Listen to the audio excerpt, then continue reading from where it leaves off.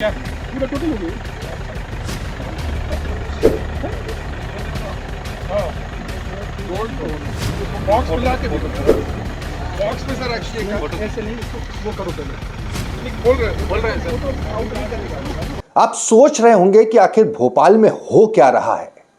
जो खबरें आ रही हैं जिस तौर पर कि कार से 52 किलो सोना मिल रहा है, 11 करोड़ की नकदी मिल रही है, कांस्टेबल के घर से करोड़ों की चांदी की जमीन में से निकल रही है, ये हो क्या रहा है? एक लफ्ज में कहूं ना तो सड़े हुए सिस्टम का मवाद बाहर आ रहा है, भ्रष्ट सिस्टम का ये मवाद बाहर आ रहा है। जी हां, आप जिस तरह की तमाम खबरें आ रही हैं कि एक कांस्टेबल है सौरभ शर्मा, जिनके यहाँ पे छापा पड़ा है तो 3 करोड़ कैश, नोट गिनने की साथ साथ मशीनें, करोड़ों की चांदी, करोड़ों की नकदी, लाखों का सोना मिल रहा है। एक कार मिलती है लावारिस, और कार में भोपाल की राजधानी में उसमें 52 किलो सोना मिल रहा है। ये हो क्या रहा है?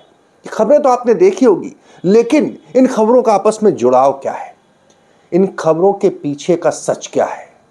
पूरी, जिसे हम इनसाइड स्टोरी कहते हैं, कि एक कार में 52 किलो सोने मिलने से लेकर एक कांस्टेबल के घर से करोड़ों के सोने चांदी और नोट गिनने के मशीन मिलने तक की ये तारतम्य क्या है, ये मैं आपको बताऊंगा, बहुत ही बेबाकी से बताऊंगा।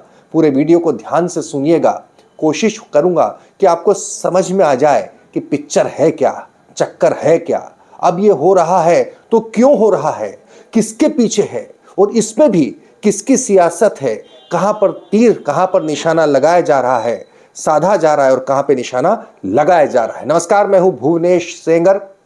दमदारी से अपनी बात रखते हैं, छोटी सी गुजारिश करते हैं, वीडियो को आखिर तक देखिएगा, अच्छा लगे तो सब्सक्राइब कीजिएगा, और बहुत अच्छा लगे तो लिंक को शेयर कर दीजिएगा, क्योंकि जो चीज आपको यहां मिलेगी रपेटा पे हो सकता है कहीं और न मिले। तो आप चलिए लगातार, क्योंकि सबके जहन में खबरें लगातार आ रही, सारी प्लेटफॉर्म पर आप देख रहे हैं। पहली खबर आपने देखी होगी, 19 दिसंबर को परिवहन विभाग के एक आरक्षक, कांस्टेबल जिसे कहते हैं, बहुत छोटा पद होता है, एक कांस्टेबल के यहाँ पर छापा होता है लोकायुक्त का और आईटी का, जहां से 3 करोड़ कैश, 2 करोड़ की चांदी, 50 लाख का सोना, ये तमाम चीजें मिलती हैं, नोट गिनने की मशीनें मिलती हैं। पता चलता है कि सौरभ शर्मा जो है ये कांस्टेबल थे, हाल ही में इस्तीफा दिया है नौकरी से, और मौजूदा फिलहाल कहाँ है सौरभ शर्मा, अभी कहाँ है भी बताऊंगा आपको, तब आपको एहसास होगा कि क्या चीज़ है सौरभ शर्मा। लेकिन सौरभ शर्मा क्या, ये आपको लगा कि यार कोई कांस्टेबल के यहाँ पे अगर इतना पैसा कैसे, सौरभ शर्मा चीज़ क्या है? और इसके 2 दिन बाद ही ये सब प्रक्रिया चल रही होती है, तभी मिंडोरा के जंगल में, मिंडोरा का जंगल कहना थोड़ा गलत होगा, मिंडोरा है, वहाँ आसपास काफ़ी आईएएस लोगों की खेती की ज़मीन है। वो आपको एक अलग स्टोरी में बताऊंगा कि अद्भुत गांव है साहब, जहाँ पर मुझे लगता है कि सबसे ज़्यादा आईएएस किसान होंगे देश में, क्योंकि वहाँ आईएएस लोगों ने भोपाल के इस नज़दीकी गांव में बड़ी ज़मीनें खरीदी हैं। आईएएस तमाम किन किन की ज़मीन है ये भी आपको बताएंगे, लेकिन अभी इस विषय पर रहते हैं, क्योंकि आप बहुत गौर से सुन रहे होंगे, विषय से भटकते नहीं है। सब असल में इतना सब कुछ है ना कि आप बताने जाते हैं तो आप खुद उलझ जाते हैं, लेकिन मैं बिल्कुल आपको सिलसिलेवार बताऊंगा। 2 अलग अलग कार्रवाई हुई भोपाल में, लेकिन मैं पर्टिकुलर इस कार्रवाई की बात कर रहा हूँ। सौरभ शर्मा, कौन सौरभ शर्मा? सुनिए कौन सौरभ शर्मा। सौरभ शर्मा वो व्यक्ति है जिससे पिछले 7 साल में परिवहन विभाग को चलाया है।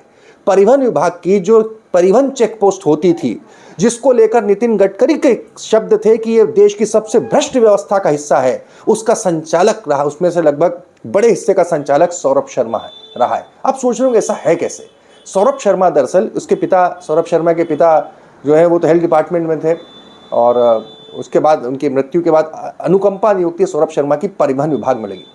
परिवहन विभाग में सौरभ शर्मा था तो कांस्टेबल, लेकिन असल में सिस्टम जो था वो सिस्टम एक अलग ही सिस्टम चलता था। 47 परिवहन चेक पोस्ट मध्य प्रदेश में 1 जुलाई 2024 के पहले जो संचालित होते थे, जहां से करोड़ों रुपए की अवैध वसूली की जाती थी, वो सारा सिस्टम का एक बड़ा पार्ट सौरभ शर्मा हुआ करता था, ऐसा कहा जाता है। ऐसा यह भी कहा जाता है कि सौरभ शर्मा जो कि कांस्टेबल के नाम पे भर्ती हुआ था, लेकिन उसकी हैसियत ये थी सीधे मंत्री से बात करता था। यहां तक कि परिवहन विभाग में ट्रांसपोर्ट कमिश्नर भी केवल महज औपचारिकता के लिए बैठते थे। इन सारी चेक पोस्ट पर जो किसकी परिवहन उप निरीक्षक की या निरीक्षक के उप निरीक्षक की पोस्टिंग होगी, पोस्टिंग भी 6-6 महीने के लिए होती थी बैरियर पर। यहाँ से कितनी वसूली होगी, वो पैसा आएगा कहाँ, जाएगा कहाँ, सौरभ शर्मा तय करते थे। मजे की बात देखिए, 2016 से 23 तक जो परिवहन मंत्री कोई भी रहा हो, और आप भी जब कोई भी रहा जब कहता हूं ना, तो आप सोचेंगे कि कोई भी रहा तो आप अचरज में पड़ जाएंगे, लेकिन दो बिल्कुल आपस में दुश्मन, आप तो खुल के आ गए सामने, भूपेंद्र सिंह और उसके बाद कांग्रेस का कुछ वक्त छोड़, खाली कांग्रेस में गोविंद राजपूत ही थे, भूपेंद्र सिंह और गोविंद राजपूत, ये दो परिवहन मंत्री रहे। इस दरमियान दोनों में समान तौर पर दखल सौरभ शर्मा नाम के इस कांस्टेबल का था। कहने के नाम पे ये आरक्षक कांस्टेबल करोड़ों रुपए का अभी तक लगातार जांच ही की जा रही है। दो लग्जरी गाड़ियां, स्कूल, भोपाल, इंदौर, ग्वालियर में फ्लैट, न जाने क्या क्या मिल रहा है। आप सोच सकते हैं कि जब कार्रवाई हुई थी तो मेरे सहयोगी राघव शर्मा वहां मौजूद थे। राघव शर्मा ने क्या देखा, पहले ये भी देख लीजिए, वो बता रहे हैं इसके बारे में। सौरभ शर्मा के बारे में एक बात और है, ये आपको इसके बाद बताऊंगा। लोकायुक्त की कार्रवाई आज राजधानी भोपाल में बड़ी देखने को मिली। ये कार्रवाई थी सौरभ शर्मा के घर के ऊपर। आप देख सकते हैं दो ठिकानों पर सौरभ शर्मा के यहाँ कार्रवाई देखने को मिली। सुबह 7 बजे से ये कार्रवाई चल रही है। लोकायुक्त की टीम अंदर मौजूद है। आप देख सकते हैं बंगले के अंदर की तस्वीरें। लोकायुक्त की जब सुबह 7 बजे टीम आती है तो दो ठिकानों पर कार्रवाई करती है। आपको जानकारी दे दूं कि बंगले के अंदर सौरभ शर्मा की माता जी और पत्नी और उनके बच्चे मौजूद हैं। सौरभ शर्मा नहीं है। अब बता दें कि आपको कि सौरभ शर्मा कौन है, क्यों लोकायुक्त ने कार्रवाई की है। सौरभ शर्मा, आपको जानकारी दे दूं कि परिवहन विभाग में एक आरक्षक के रूप में काम करते थे, और आरक्षक कब बने वो भी आपको जानकारी दे दूं कि उनके पिता के अनुकंपा नियुक्ति उनको मिली थी। पिता का निधन हो गया तो उसके बाद उनको जॉब मिली। उसके बाद वो 12 साल तक काम करते रहे। 12 साल काम करने के बाद उन्होंने आरक्षक की नौकरी छोड़ दी। उसके बाद वो प्रॉपर्टी डीलिंग के काम करने लगे, बिल्डर के रूप में काम करने लगे। उसके बाद इतनी सारी संपत्ति एक साथ उनकी, बताते हैं कि राजधानी भोपाल के साथ साथ विदेशों तक में उनकी संपत्ति है। कमलनाथ सरकार जाने के बाद एक नई व्यवस्था बनी शिवराज सरकार में। मंत्री वही थे गोविंद राजपूत। कहते हैं कि अब की बार चेकपोस्ट का बिल्कुल निजीकरण कर दिया गया, ठेके पे उठा दिया गया। इस व्यवस्था का नायक था सौरभ शर्मा।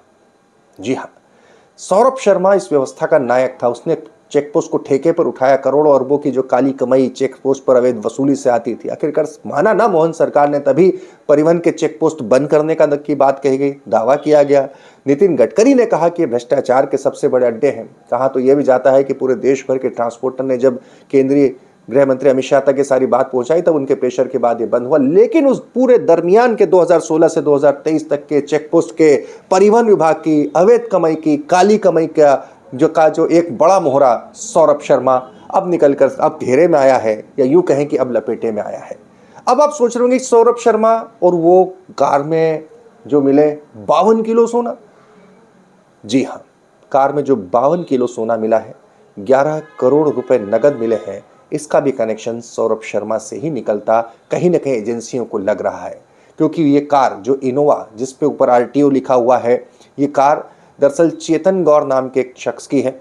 और चेतन गौर से जब पूछताछ की गई तो उसने कबूला है कि वो सौरभ शर्मा का मित्र है। अब क्या ये इतनी बड़ी रकम सौरभ शर्मा ने उसे कहीं ठिकाने लगाने के लिए दी थी? कार जंगल में होती है, एजेंसियों को खबर हो जाती है, एजेंसियां, पूरी तस्वीरें आप देख लीजिए इतने सोने की किस तरीके से एजेंसियां वहां पहुंचती हैं, और इसके बाद में कार से 52 किलो सोना, 11 करोड़ रुपए नकदी बरामद होती है। जंगल में कोई कार खड़ी हो, उसमें इतना पैसा हो, तो यूं ही पता नहीं चल। प्रॉपर टिप थी, इसीलिए एजेंसियां वहां पहुंची। लोकायुक्त और IT ने समान रूप से कार्रवाई करी और ये सब कुछ बरामद किया है।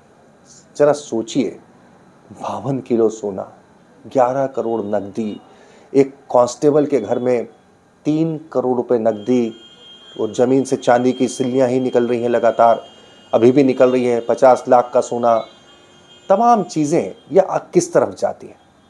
आप सोच सकते होंगे कि इस पूरे घटनाक्रम को, जो कि आप लगातार देख रहे हैं, ये तस्वीरें भी देख लीजिए आप, क्योंकि आप देखिए कि जरा 52 किलो सोना बरामद होता है तो दिखता कैसा है। अब आप सोचिए साहब कि ये हो क्या रहा है। सौरभ शर्मा क्या इकलौता सौरभ शर्मा था? क्योंकि सूत्र बताते हैं कि सौरभ शर्मा के जिम्मे तो आधे चेकपोस्ट की थी, तो आधे चेकपोस्ट कोई मास्टर नाम का व्यक्ति संभालता था, वो कौन था? और वो व्यक्ति क्या उसके ऊपर भी शिकंजा कसेगा? अगर सौरभ शर्मा के ऊपर अभी, क्योंकि मैं आपको बता दूं सौरभ शर्मा दुबई में है। सौरभ शर्मा दुबई में इसलिए नहीं है कि रेड पड़ी और भाग गया, वो पहले से दुबई में है, क्योंकि इतनी रईसी है कि बताते हैं पत्नी का जन्मदिन दोस्तों के साथ मनाने के लिए दुबई गया हुआ है। तो सौरभ शर्मा जो दुबई में है, क्या सरकार उसको लाकर उससे पूछताछ करके ईमानदारी से जनता के सामने बात निकल कर आ पाएगी कि कांस्टेबल किस तरीके से अरबपति बन गया, ये कांस्टेबल किस तरीके से बन गया, ये जो गाड़ी में इतना सोना 52 किलो सोना, करोड़ों रुपए का, 50 करोड़ से ज़्यादा का, 48-50 करोड़ का सोना और 11 करोड़ रुपए नकदी मिली है, इसका अगर बताया जा रहा है सौरभ शर्मा से कनेक्शन है, तो ये है किसकी? ये भोपाल में इतनी काली कमी का कारोबार चल कैसे रहा है, कहां से रहा है, कौन है जिम्मेदार, कहां है बड़ी मछलियां, किन पर क्या वाकई शिकंजा कस पाएगा? क्या वाकई में इस पूरे मसले पर के ऊपर से पर्दा उठ पाएगा, या सिर्फ वो खबरें आकर रह जाएंगी कि बस छापा पड़ा था, एक कार मिली थी, कार में 52 किलो सोना मिला था, सोना किसका था पता नहीं साहब, नकदी किसकी थी पता नहीं साहब।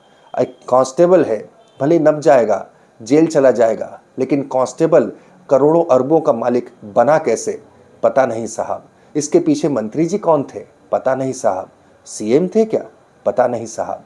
ये तमाम बातें जांच एजेंसियां इस तरह तोते की तरह बोलेंगी, या फिर वाकई में मध्य प्रदेश में एक मिसाल कायम होगी कि अब की बार हो सकता है शुरुआत सौरभ शर्मा से हुई हो, लेकिन इस पूरे लगातार 2016 से 2023 तक का इस पूरे ट्रांसपोर्ट के, परिवहन के काले खेल का, काले कारनामे का, भ्रष्ट कमाई का पूरा खेल का कौन कौन इसमें शामिल थे, कौन सरमाएदार था, पैसा आता कहां से था और जाता कहां कहां तक था, ये सब कुछ पता चल पाएगा। उम्मीद की जानी चाहिए।